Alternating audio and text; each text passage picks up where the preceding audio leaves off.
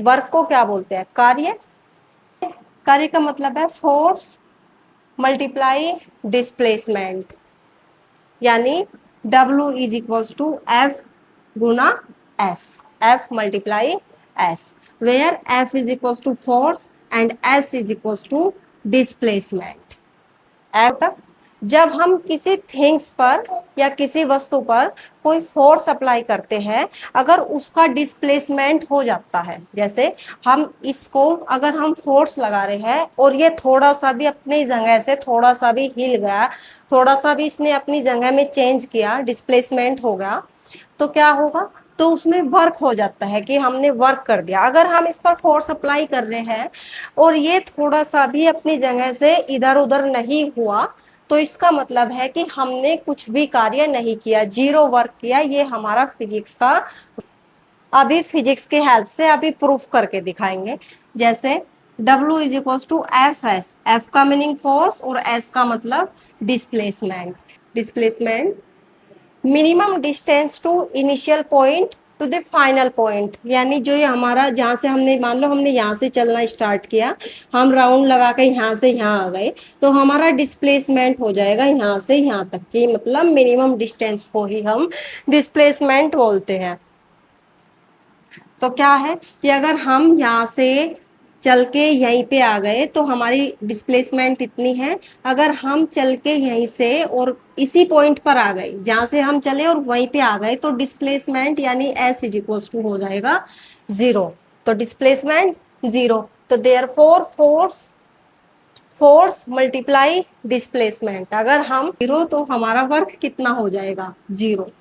तो अगर आपकी मम्मी बोलती है कि स्कूल गए, काम तो कुछ किया नहीं, तो गलत तो बोलती नहीं, बिल्कुल सही बोलती है, क्योंकि यही आपका फिजिक्स कहता है और यही आप स्कूल में सीख के आते हो। फिजिक्स यही तो बोलता है। तो ये आपके फिजिक्स का रूल्स है। अब इसको और अच्छे से समझा देते हैं। मतलब इसके जो यूनिट्स होती है, यूनिट्स मतलब मेजरमेंट करने की यूनिट्स, तो W को हम जूल लिख देते हैं, जूल, लेकिन जूल लेते हैं। देखो एसआई यूनिट में इसको न्यूटन, फोर्स का जो यूनिट्स होगी न्यूटन एसआई में, और डिस्प्लेसमेंट की हो जाएगी मीटर, यानी न्यूटन मीटर को ही हम क्या बोलते हैं? जूल बोलते हैं। और इसकी सीजीएस यूनिट, सीजीएस में, यानी न्यूटन का जो सीजीएस में यूनिट्स हो जाएगी, न्यूटन की क्या हो जाएगी? डाइन, यानी फोर्स के सीजीएस में यूनिट क्या हो जाएगी? डाइन, और डिस्प्लेसमेंट की हो जाएगी सेंटीमीटर, और डाइन सेंटीमीटर को ही हम अर्ग बोलते हैं। क्या बोलते हैं? अर्ग। आप देखो, अगर बड़ी यूनिट्स का मतलब है कि बड़ी यूनिट्स में काम किया, तो joule, newton metre, newton metre को ही जूल बोलते हैं। कभी न्यूटन मीटर आ जाएगा, देखो आपने कितना वर्क किया, तो कितने 10 न्यूटन मीटर या फिर 10 जूल, इस तरीके से। मतलब जूल और न्यूटन मीटर एक ही बात है। कौन सी? एसआई यूनिट्स में लिखा है, कितने में? एसआई यूनिट्स में, याद रखना है। और सीजीएस यूनिट में डाइन सेंटीमीटर, डाइन मतलब न्यूटन की सीजीएस यूनिट डाइन, और मीटर की सेंटीमीटर, और जूल मतलब न्यू डाइन सेंटीमीटर को ही अर्ग बोलते हैं। क्या बोलते हैं? कितना वर्क किया तो इतने अर्ग। अर्ग एक छोटी यूनिट है, बहुत छोटी यूनिट है। अब देखो एक जूल में कितने अर्ग होते हैं? वो जो 1 जूल होता है, जूल को क्या लिखते हैं? Newton multiply metre, newton metre. तो न्यूटन, न्यूटन में 1 न्यूटन में कितने डाइन होते हैं? पढ़ा होगा 10 की पावर 5 डाइन होते हैं। 1 न्यूटन इज इक्वल टू 10 की पावर 5 डाइन, तो न्यूटन को लिख देंगे 10 की पावर 5 डाइन मल्टीप्लाई। और मीटर में कितने सेंटीमीटर होते हैं? 10 की पावर 2, मतलब 100 सेंटी, 10 की पावर 2 सेंटीमीटर एक मीटर में। तो 5 प्लस 2 कितने हो गए? 10 की power 7 dyne centimetre, dyne centimetre, dyne centimetre. अब डाइन सेंटीमीटर को ही हम अर्ग लिखते हैं, यानी 1 जूल, 1 जूल हो जाएगा 10 की पावर 7 अर्ग, 10 की पावर 7 अर्ग। याद रखना है, बहुत बार आता है, बहुत बार आता है। और ये सीजीएस यूनिट में क्या? डाइन सेंटीमीटर अर्ग, और एसआई यूनिट्स में न्यूटन मीटर जूल। तो वर्क में कभी न्यूटन मीटर लिखा मिलेगा इसके यूनिट्स, तो कभी जूल लिखी मिलेगी, ये फॉर्मूला आ जाता है W is equals to F S cos theta. अब ये मत समझना कि ये दोनों फॉर्मूले अलग अलग है, नहीं, ये एक ही फॉर्मूले हैं। क्योंकि देखो, अब you know that displacement is the directions units, मतलब जब जहां पे हमारा डिस्प्लेसमेंट होता है उस पर हम अपनी डायरेक्शंस देखते हैं कि वो किस डायरेक्शंस में डिस्प्लेसमेंट हुआ है। हमारा कोई भी ऑब्जेक्ट रखा है, यानी कोई भी थिंग्स या कोई भी वस्तु है, कोई भी सामान रखा है, अगर हम अपना फोर्स इस तरफ इसको ऐसे खींच रहे हैं, फोर्स इस तरफ लगा रहे हैं और ये इसी तरफ चलता जा रहा है, इसी तरफ चलता जा रहा है फोर्स लगा के, तो क्या है यहाँ पे, मतलब जिस तरफ से हम खींच रहे हैं उसी तरफ ये चलता जा रहा, जैसे। तो इसमें ये हमारी उस सिचुएशंस के लिए है, फॉर्मूला इसमें भी यही है, लेकिन क्या है इसमें जो फोर्स, फोर्स जब हम फोर्स लगा रहे और हमारा जो डिस्प्लेसमेंट हो रहा, जो हमारा उनके बीच का एंगल्स बन रहा वो हमारा 0 डिग्री बन रहा है एंगल्स। फॉर्मूला ये दोनों एक ही फॉर्मूले है बस। तो क्या है, थीटा क्या हो रहा है, 0 डिग्री, क्या हो रहा है, 0 डिग्री। तो यहाँ पे देखो एफ एस कोस थीटा है, F S cos theta, cos theta है, बस कोस 0 डिग्री है यहाँ पे, जिस 0, you know that cos 0 is equals to 1, क्योंकि कोस 0 की वैल्यू कितनी होती है, 1, यानी एफ इंटू एस गुना 1। तो इसको क्या लिख दिया, डायरेक्टली एफ एस लिख दिया यहाँ पे, एफ एस कोस थीटा। तो ये ओनली उस सिचुएशंस के लिए है जब हमारा, जब हम फोर्स अप्लाई करते हैं और उसी उसी डायरेक्शंस में हमारा जो ऑब्जेक्ट है उसी डायरेक्शंस में हमारा उसका डिस्प्लेसमेंट होता है। जैसे हम इस पे ऐसे पीछे को फोर्स लगाएंगे और ये पीछे को ही चला जाएगा, तो वो उस सिचुएशंस में हमारा W is equals to F S, work का फॉर्मूला ये लगेगा। अगर हम जैसे, अगर मैं किसी चीज को इस तरह ऊपर की तरफ खींच रही हूँ, जैसे जैसे कोई बच्चा है गाड़ी लेके उसमें ऐसे धागा बांध के ऐसे उसको अपनी तरफ ऐसे ऊपर को खींच रहा है, जैसे देखो, जैसे ये कोई ऑब्जेक्ट है, जैसे बच्चे की गाड़ी होगी जिस तरीके से, तो बच्चे क्या करते हैं, यहाँ पे एक धागा बांध के यहाँ से उसको ऐसे पकड़ के यहाँ पे उसको ऐसे खींचते हैं।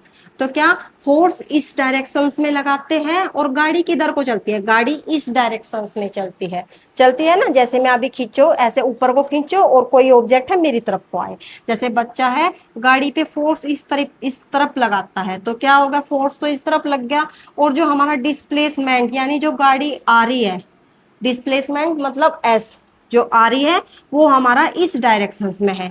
तो इन दोनों के बीच जो हमारा एंगल्स बनेगा उसको हम थीटा बोलेंगे, क्या बोलेंगे, थीटा। तो एफ एस कोस थीटा, तो हमारा फॉर्मूला ये भी यही है, ओनली बस ये उस सिचुएशंस के लिए है जब हम ऑब्जेक्ट को जिस तरफ खींचते हैं उसी तरफ ऑब्जेक्ट चला जाता है, यानी कोस 0, कोस 0 की वैल्यू 1 होती है, तो इसलिए इसको direct W is equal to F S लिख दिया। दोनों एक ही फॉर्मूले हैं। देखो, जैसे कोई बच्चा है ये गाड़ी इस तरफ खींच रहा है, यानी फोर्स इस तरफ लग रहा है और डिस्प्लेसमेंट इस तरफ हो रहा है। मान लेते हैं इन दोनों के बीच का एंगल्स 45 डिग्री है, 45 डिग्री। तो आपको इस तरीके से ये एंगल्स मिलेगा कि एंगल्स 45 डिग्री है। एफ यानी फोर्स इतने न्यूटन लगा और डिस्प्लेसमेंट यानी फोर्स मान लेते हैं, फोर्स आपका यानी 5 न्यूटन लगा और एस डिस्प्लेसमेंट हो गया 2 मीटर का, तो कोस थीटा 45।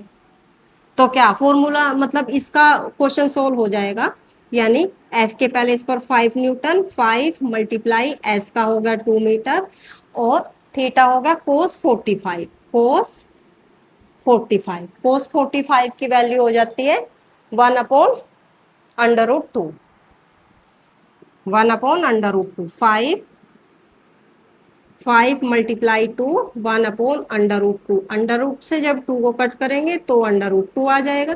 तो इसका आंसर आ जाएगा 5√2 न्यूटन मीटर, या फिर जूल, कुछ भी लिख सकते हैं, या तो यहाँ पे न्यूटन मीटर ऐसे लिख दो या फिर यहाँ पर जूल लिख दो, JULE, जूल।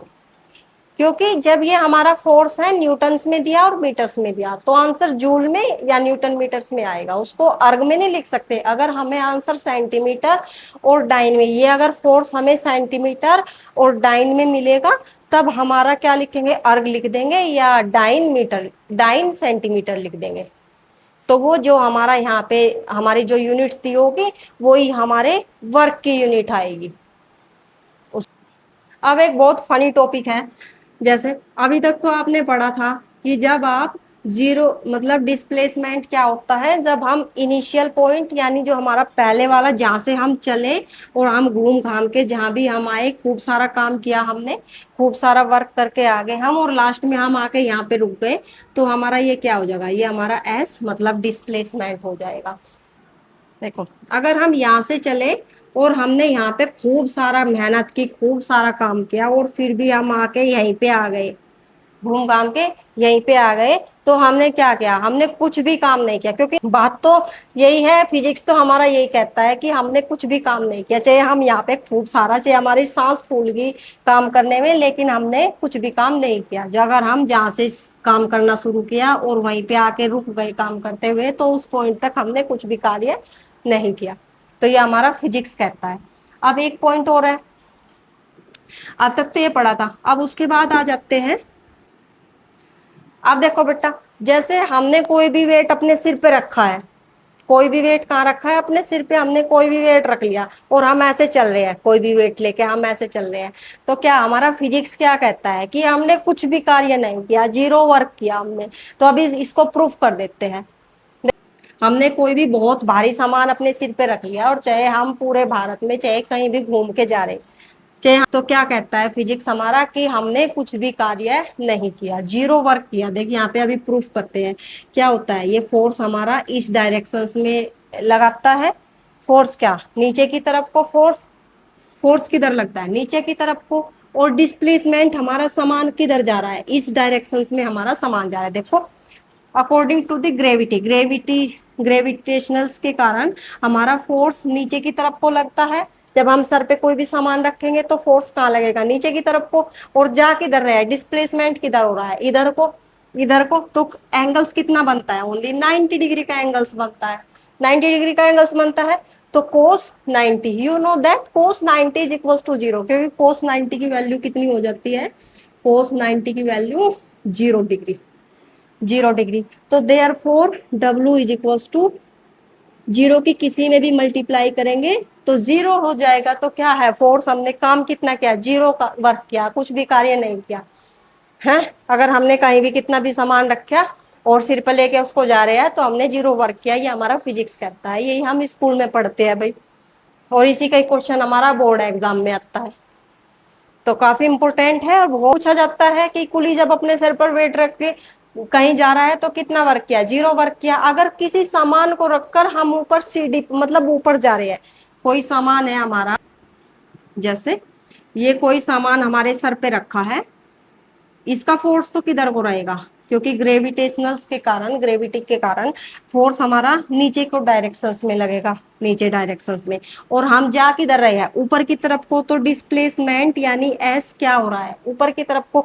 तो फोर्स एंड डिस्प्लेसमेंट के बीच में जो एंगल्स बनेगा वो कितना बनेगा, 180 डिग्री का। देखो एक स्ट्रेट लाइन बन रही है तो कितना बनेगा, 180 डिग्री का। तो यू नो दैट 180 डिग्री का, यानी जब हम कितना वर्क करते हैं 180, हम क्या करते हैं, सबसे ज्यादा वर्क हम तब करते हैं।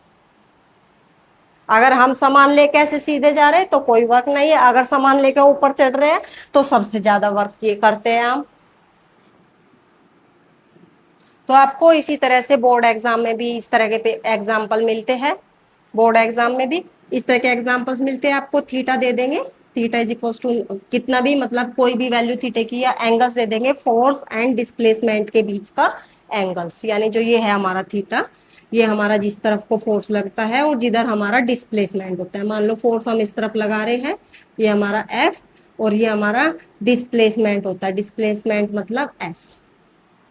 तो डिस्प्लेसमेंट का भी आप मतलब समझ गए होंगे कि जहां से हम चले, जैसे हम जहां से हम चले और जितना भी घूम घाम के हम आए उसके बीच की मिनिमम डिस्टेंस। तो ये वाली डिस्टेंस नहीं लगेगी डिस्प्लेसमेंट में, ये वाली हो जाएगी आपकी, ये डिस्प्लेसमेंट में नहीं लगेगी, ये तो आपकी डिस्टेंस हो जाएगी। तो ये लगेगी आपके डिस्प्लेसमेंट में, एफ एस इसको बोलेंगे एस, ना कि इसको, ध्यान रखना होगा ये बात का। और फोर्स आपका, फोर्स न्यूटन, मतलब जितना फोर्स हम लगा रहे हैं। अगर दीवार को खूब धक्का लगाया, खूब धकेल लिया, अगर पूरा दिन आप इसमें धक्का लगाते रहे और दीवार इतनी सी भी नहीं खिसकी तो कुछ भी वर्क नहीं किया, जीरो वर्क किया। अब इसके बाद आ जाते हैं पावर। पावर क्या होती है? Power P is equals to W upon t, यानी rate of the work, rate of the work, work power, weight of the work. तो क्या होती है वर्क का मतलब, ये क्या होता है W, W का मतलब कार्य, हिंदी में कार्य। W का जो यूनिट्स क्या होती है, SI यूनिट्स क्या होती है, जूल। तो जूल, और टाइम का मतलब क्या होता है, सेकंड। सेकंड देखो, एक सेकंड में हम जितने जूल वर्क करते हैं वो उसकी पावर होती है P। और जूल पर सेकंड को ही वाट बोलते हैं, WAT, वाट। तो वाट क्या होती है, जूल पर सेकंड, यानी एक सेकंड में हमारी जितनी एनर्जी कंज्यूम होती है, यानी जितने जूल हम वर्क करते हैं वो पावर होती है। एक सेकंड में जितने जूल वर्क करते हैं वो पावर होती है, रेट ऑफ द वर्क। तो पावर को P से रिप्रेजेंट करते हैं, वर्क को W से, और टाइम को T से। यहाँ पे T का मतलब है सेकंड और इसका मतलब है जूल, जूल पर सेकंड का मतलब है वॉट। अगर हमारा मान लें 100 वाट का बल्ब है, कितने का है, 100 वाट का अगर हमारा बल्ब है, तो इसका मतलब है कि वह 100 जूल, 100 जूल वर्क करता है, कितने, 1 सेकेंड में, ओनली 1 सेकेंड में 100 जूल, 100 जूल एनर्जी उसमें कंज्यूम होती है, 100 जूल एनर्जी। एनर्जी का भी क्या होता है, एनर्जी का भी सिंबल हमारा जूल, एनर्जी का भी जो हमारा यूनिट्स होती है वो जूल ही होती है। एनर्जी को भी जूल ही बोलते हैं और वर्क को भी जूल ही बोलते हैं। तो यानी अगर हमारा 100 वाट का बल्ब है तो 1 सेकेंड में हमारी 100 जूल एनर्जी कंज्यूम होती है, ओनली 1 सेकेंड में। तो क्या होता है पावर का, वाट पर सेकेंड। तो ध्यान रखना इस बात का। तो ये भी क्वेश्चन आता है बोर्ड एग्जाम में, P is equals to W upon T, joule पर सेकेंड, जिसको वाट बोलते हैं। पावर यानी P is equals to watt, अगर कहीं पे वाट लिखा हुआ है तो उसका मतलब है जूल पर सेकेंड। अगर आपको बोल दो, आई होप आपको ये वर्क एंड पावर्स का जो टॉपिक है बहुत अच्छे से समझ आया होगा। और आइए, बहुत ज्यादा इंटरेस्टिंग भी है। तो फिजिक्स के ऐसे ही बहुत सारे इंटरेस्टिंग, मतलब जितने भी टॉपिक है फिजिक्स में सारे इसी तरह से बहुत इंटरेस्टिंग टॉपिक है। जितने भी टॉपिक है सारे ऐसे ही इंटरेस्टिंग टॉपिक है, और जो हमारे डेली यूज में वर्क होते हैं।